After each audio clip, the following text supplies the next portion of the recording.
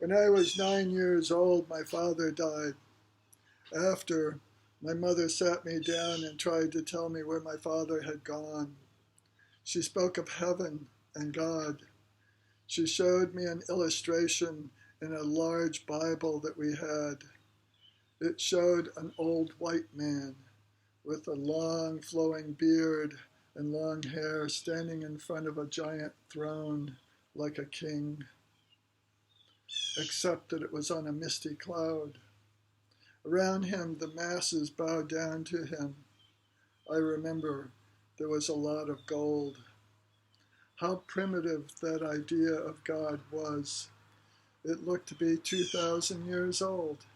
Even a 9-year-old, I knew it wasn't true, and I knew my mother didn't believe it either.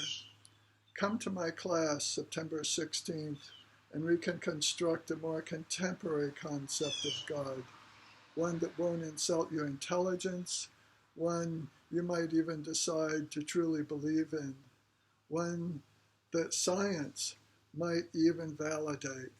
September 16th, 6:30 p.m., we will begin the GoToMeeting webinar.